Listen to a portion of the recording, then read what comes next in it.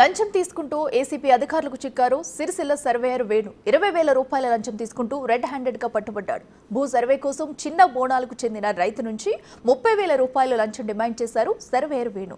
మొదటగా 10,000 రూపాయలు ఇవ్వగా మిగతా డబ్బులు ఇవ్వడం ఇష్టం లేని బాధితుడు ఏసీబీని ఆశ్రయించాడు. దీంతో ప్లాన్ చేసి బాధితుడి నుంచి 20,000 రూపాయలు తీసుకుంటుండగా సర్వేయర్ ను రెడ్ హ్యాండెడ్ గా పట్టుకున్నారు ఏసీబీ అధికారులు.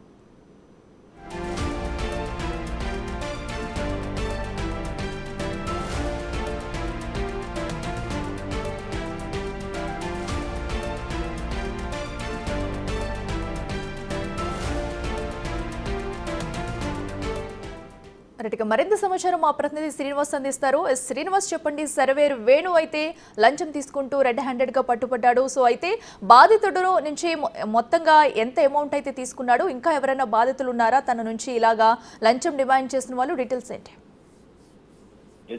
సిరిసిల్ల మున్సిపల్ పరిధిలోని చిన్న బోనాల లోపల తనకున్నటువంటి 3 ఎకరాల భూమిని సర్వే చేసి రిపోర్ట్ ఇవ్వాలని చెప్పి ఇటు సర్వేయర్ దగ్గరికి వెళ్ళినటువంటి సమయం లోపల 30,000 ఇస్తేనే సర్వే చేస్తానని చెప్పి లంచం డిమాండ్ చేయడంతో విసుగు చెందినటువంటి రైతు ఇటు ఏసీబీ వారిని అయితే ఆశ్రయించడం జరిగింది. అయితే మొదట ఇటు వేణుగోపాల్ 30,000 రూపాయలు డిమాండ్ చేయడంతో తనకు డబ్బులు ఇవ్వడం ఇష్టం లేకపోవడంతో పాటుగా తనను పదే డబ్బులు ఇస్తేనే సర్వే చేస్తానని చెప్పి వేధించడంతో అయితే అటు ఏసీబీని ఆశ్రయించినటువంటి పరిస్థితి కనబడుతుంది.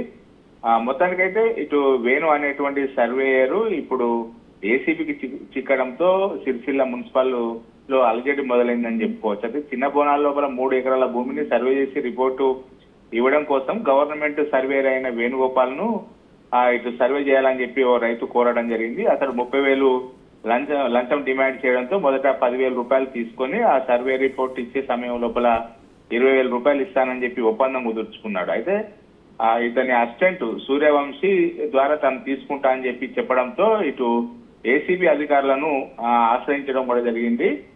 ఇటు సర్వే చేసే సమయం లోపల బాధితుల వద్ద 10,000 తీసుకున్న తర్వాత 20,000 తన అసిస్టెంట్ కి ఇచ్చేటువంటి సమయం లోపల ముందే కాపు కాసి ఉన్నటువంటి ఏసీబీ అధికారులు ఇటు రెడ్ హ్యాండెడ్ గా పట్టుకోవడం కూడా జరిగింది. అయితే ఈ ఇటీవల కాలం లోపల ఉమ్మడి కరీంనగర్ జిల్లా వ్యాప్తంగా కూడా ఇటు ఏసీబీ దాడులు ఎక్కువైనాయి.